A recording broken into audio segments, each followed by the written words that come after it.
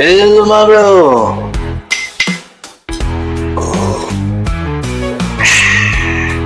ngopi dulu lah.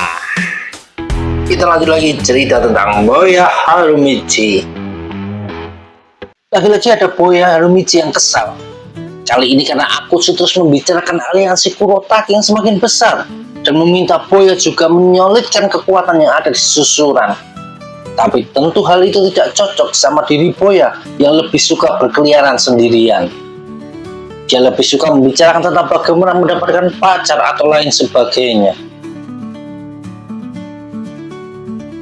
Di sebuah tempat ada Tsuyoshi yang lagi bicara sama Takeshi kakaknya tentang Bulldog.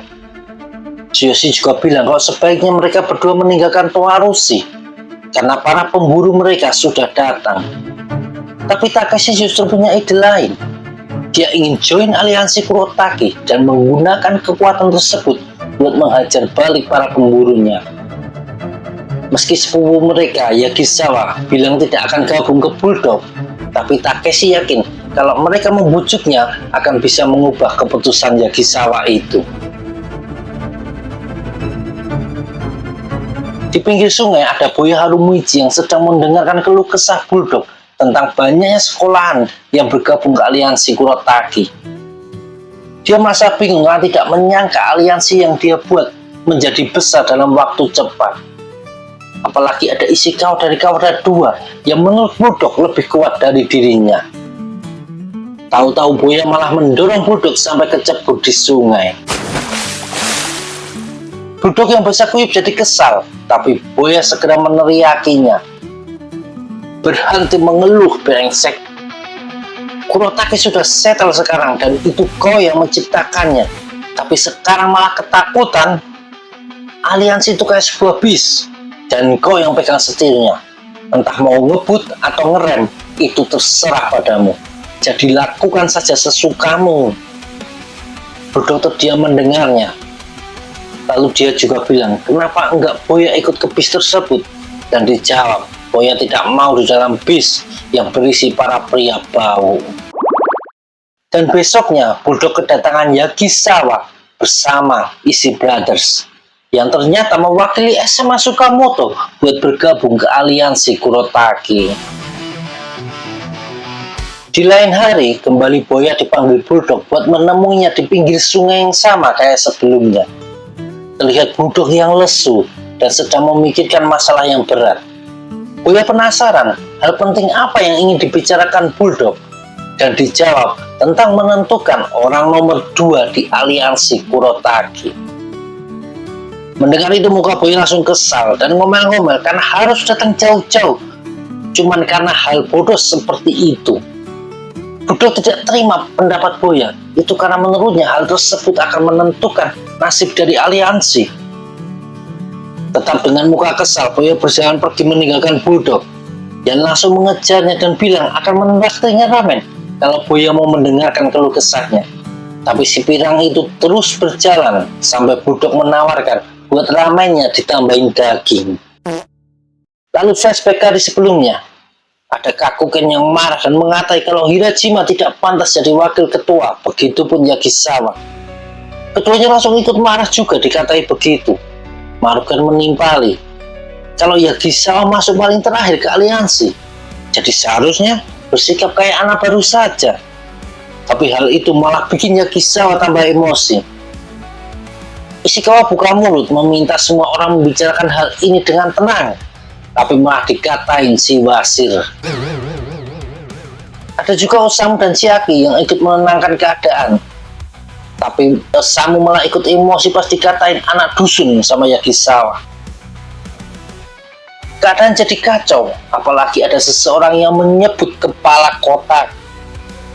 Meski tidak ditujukan buat dirinya, tapi Chiaki langsung mengamuk, bahkan membalikan meja di depan mereka itu.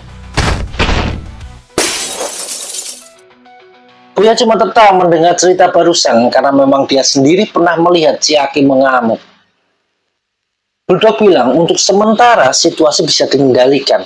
Pas dia bilang akan segera menunjuk langsung siapa yang akan jadi wakil aliansi.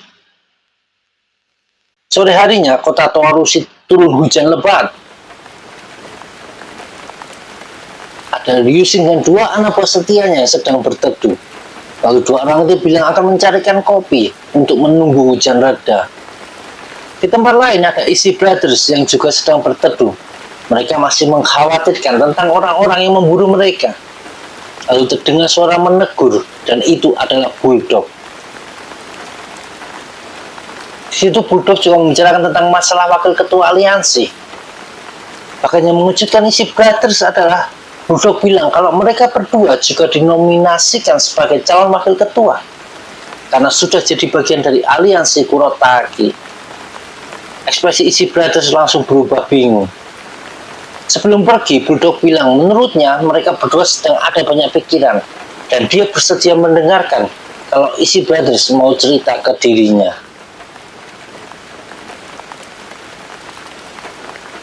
Lalu sepeninggalan Bulldog, Tsuyoshi ngomong kalau mereka sebaiknya menceritakan semuanya ke Bulldog. Ada dua orang asing yang ikut berteduh, dan sepertinya ada hubungannya sama Easy Brothers, karena mereka berdua menyebut nama tersebut. Di tempat kedua orang asing itu berteduh, ada juga dua orang armamen yang tadi nyari kopi. Sedangkan Bulldog sedang berlarian di bawah guyuran hujan deras, karena tadi dia ngasih payungnya ke Easy Brothers. Tapi karena tidak hati-hati, kakinya tersandung dan dia jatuh ke jalanan. Bulldog memperhatikan kakinya yang lecet. Sayangnya, dia malah tidak memperhatikan ada sebuah mobil box yang melaju kencang ke arah di mana dia berada. Pindah ke tempat lain, dua orang asing yang melihat orang armamen itu datang segera menghampiri dan bertanya tentang dua pria dengan badan besar. Bahkan salah satunya hampir 2 meter tingginya. Salah seorang armamen menjawab tidak tahu. Bahkan dia bilang meskipun tahu, tetap tidak akan memberitahukan ke orang itu. Karena dia tidak suka wajahnya. Sayangnya dua orang asing itu bukan orang sembarangan. Dia langsung menghajar satu orang armamen. Lalu ngasih tendangan lutut ke seorang lagi. Dan menarik kepala orang itu, lalu membenturkan mukanya ke tembok beberapa kali. Sementara di belakang, temannya yang punya beberapa luka di wajah dan telinga robek, cuma santai merokok tanpa ada niat melerai. Ada Osamu yang berlarian dengan tergesa-gesa. Di belakangnya ada Chiaki yang berusaha keras mengikuti kecepatan lari Osamu. Osamu meneriaki Chiaki akan bergegas, lalu ada suara yang memanggil namanya. Ternyata di lapangan sudah ada para leader dari aliansi Kurotaki. Osamu berteriak, kenapa mereka semua malah di situ? Dan dijawab sama Yagisawa kalau mereka diusir keluar dari rumah sakit. Hidajima menambahkan kalau para staf rumah sakit bilang muka mereka ini menakuti pasien-pasien yang lainnya. Osamu melompati pembatas jalan dan turun ke lapangan. Jadi bagaimana Bulldog? Dia akan selamat, tapi ya karena ditabrak truk, jadi cederanya di seluruh badan. Kondisinya buruk, tapi sudah stabil, jelas Maruken. Osamu terduduk lega mendengar kabar itu. Ishikawa nanya ke Easy Brothers tentang mereka yang ketemu Bulldog kemarin. Ya, dia meminjamkan kami payung lalu pergi. Kemungkinan kejadiannya tidak lama setelah itu. Maruken berjalan melongo ke arah lobi rumah sakit dan terlihat Masaru, salah satu murid SMA Takiya. Apa kau melihat Bulldog? Tanya Maruken.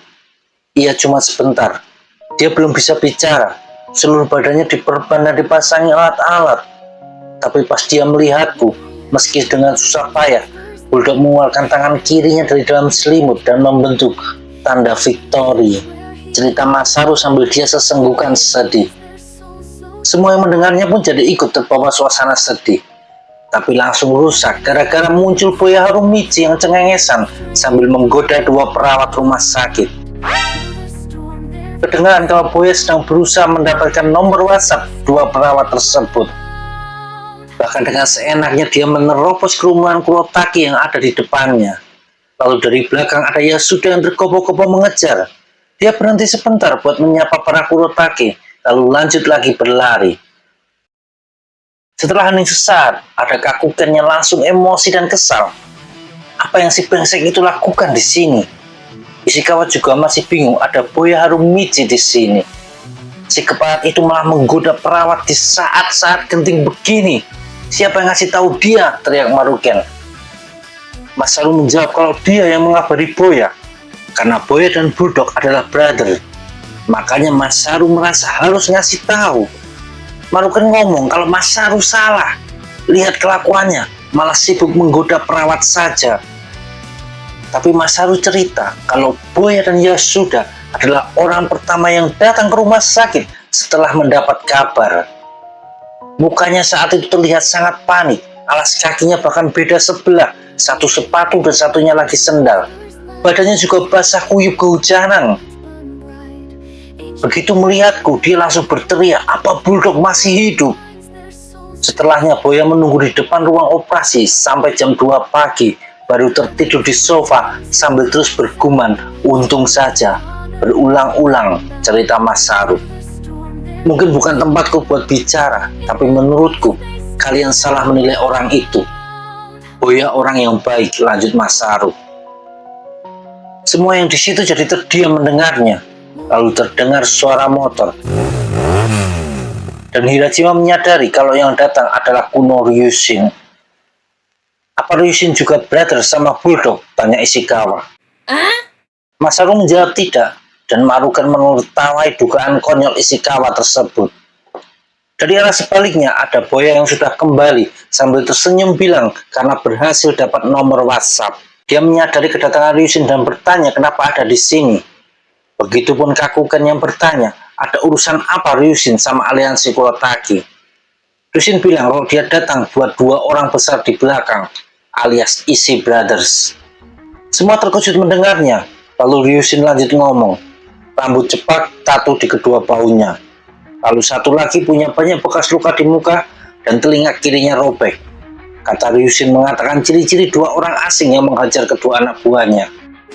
Tsuyoshi kaget mendengar itu dan Takeshi refleks bergumam, itu Teru dan Kiko. Yakisawa bingung dan bertanya ada apa ini. Masaru menambahkan kalau kemarin Bulldog juga pernah cerita kalau Ishii Brothers ini bertingkah aneh. Maru dan Kaku ngomong, kalau Ishii Brothers ada masalah, ceritakan saja. Lalu mereka pindah ke taman tak jauh dari situ. Yakisawa kaget mendengar geng milik kedua sepupunya itu sudah dihancurkan. Dan lagi, cuma karena geng beranggotakan 5 orang saja, yang bahkan pas perang, mereka cuma melawan 3 dari ke-5 orang tersebut. Dan sekarang 2 di antaranya sudah sampai ke Toarushi. Para Kurotaki tertawa keras mendengar hal tersebut. Kenapa cemas cuma gara-gara 2 orang saja, kata Kakuken. Kukira ada ratusan orang yang datang, kata Hirajima juga. Lalu Kakuken bilang kalau dirinya akan menghadapi 2 orang itu. Tapi Yakisawa menyaut kalau dia saja yang akan maju. Hirajima ikut-ikutan bilang kalau dia dan SMA Nanamori yang akan membereskan masalah ini. Jadilah 4 orang ribut sendiri gak jelas, bikin Tsuyoshi kesal melihatnya. Ini bukan masalah yang bisa disepelekan, teriaknya.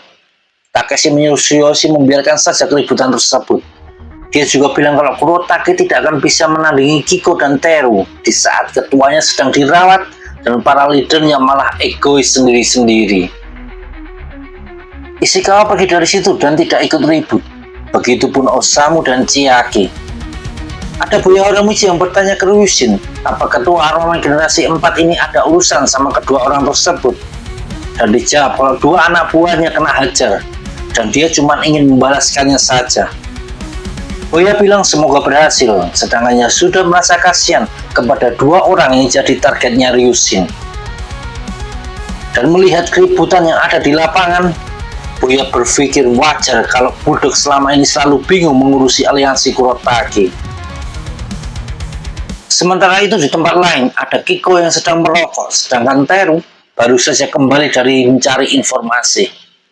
Mereka berhasil tahu kalau Ishii Brothers malah jadi leader di aliansi Kurotaki. Kiko kesal karena Ishii Brothers tidak mengakui kekalahannya tapi malah kabur dan sekarang bergabung ke kelompok lain. Kiko juga menebak kalau Ishii Brothers merasa akan bisa menang melawan mereka kalau bergabung dengan kelompok lain. Lalu tiba-tiba keduanya disilaukan lampu motor yang menyorot ke arah mereka. Ternyata itu Ryushin yang berhasil menemukan targetnya. Kalian orang yang mengerjai 2 orang bocahku kemarin kan? Teru mengingat-ingat sebentar. 2 orang bermasker itu ya? Itu aku yang melakukan. Jadi kau mencari keuntung itu? Kata Teru sambil mendekat, lalu tiba-tiba melayangkan tendangan yang bisa dihindari Ryushin dan dibalas pakai pukulan cepat yang juga bisa dihindari sama Teru. Keduanya sama-sama terkejut melihat lawan masing-masing. Sementara itu ada buaya yang menelpon nomor yang didapat dari para perawat rumah sakit tadi siang. Tapi yang tersambung malah restoran sushi. Merasa salah mencet, kembali buaya menghubungi sekali lagi dan masih sama. Ya sudah tertawa terbahak-bahak melihat buaya Harumichi dikerjai. Kembali ke tempat Ryushin. Di situ Teru dan Kiko kaget pas tahu Ryushin dari geng armamen, bukan dari aliansi Kurotaki. Mengetahui hal tersebut, Teru bilang kalau dia tidak mau melanjutkan pertarungan mereka karena Ryushin bukanlah target. Tapi ketua armamen itu bilang kalau Teru sudah mengajar 2 anak buahnya. Jadi mau tidak mau dia harus bikin perhitungan dulu sebelum pergi. Teru menjawab kalau itu salah anak buah Ryushin yang pas ditanya baik-baik malah jawabnya tidak suka muka Teru. Siapapun pasti marah dong dikatain begitu. Tapi memang aku berlebihan juga mengajar mereka. Kalau begitu begini saja. Bagaimana kalau setelah urusan kami selesai dan kau masih ingin bertarung, kita akan selesaikan saat itu, kata Teru. Ryushin tersenyum mendengarnya. Aku akan menunggu, lalu beranjak pergi. Siapa namamu? Tanya Teru. Kuno Ryushin dari The Front of Armament.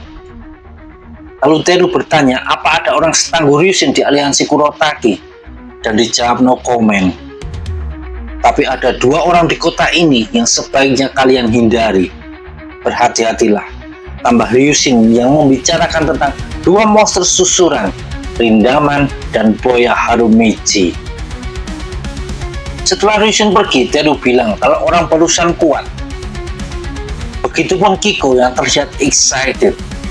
Tapi Teru bilang kalau Ryushin jatahnya dia.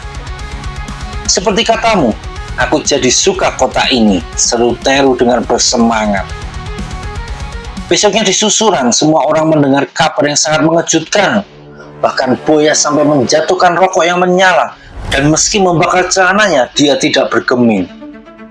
Rupanya itu kabar dari Honjo tentang Makoto yang tadi pagi didatangi 2 siswi dari SMA Putri Matsunami dan ngasih surat cinta.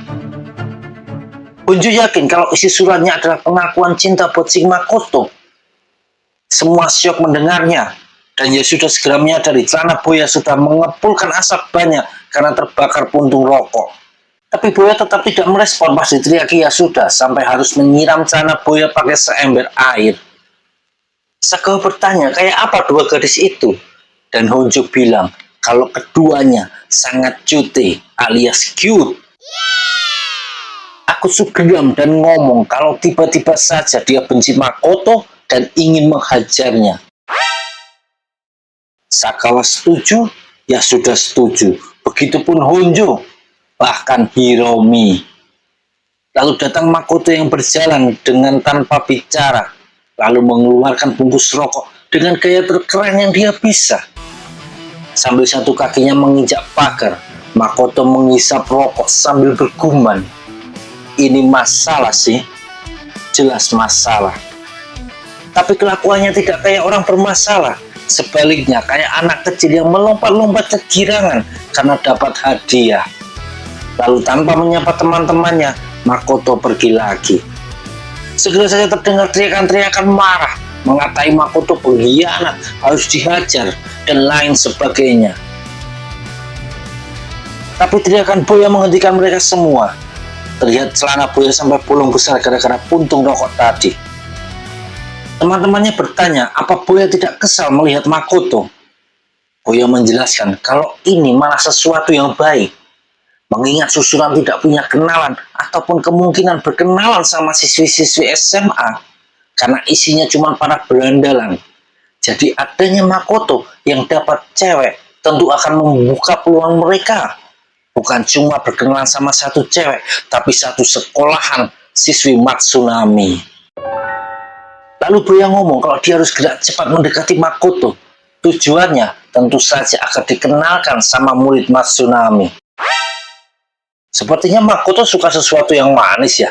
Aku akan membawakan spong cake, seru Boya sambil bergegas pergi, diikuti Akutsu dan Sagawa. Ya sudah cuma bergumam menyedihkan. Tapi ternyata tidak dengan Honjo yang setuju pendapat Boya. Tapi Makoto tidak suka manis, dia lebih suka yang pedas. Dan Honjo juga bergegas membelikan sesuatu yang pedas buat Makoto.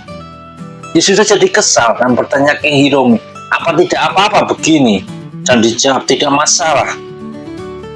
Dia sudah bilang kalau dia masih merasa khawatir sama kejadian di Kurotake. Tapi tahu-tahu dia menyadari kalau Hiromi juga sudah menghilang, yang pastinya mengikuti jejak Boya dan Honjo. Di SMA Kurosaki ada Kakuken yang memerintahkan teman-temannya buat mencari dan menangani 2 orang yang memburu Ishii Brothers. Begitupun Hirajima di Nanamori dan Yagisawa di Tsukamoto. Sedangkan Ishikawa dengan tegas bilang tidak akan ikut-ikutan.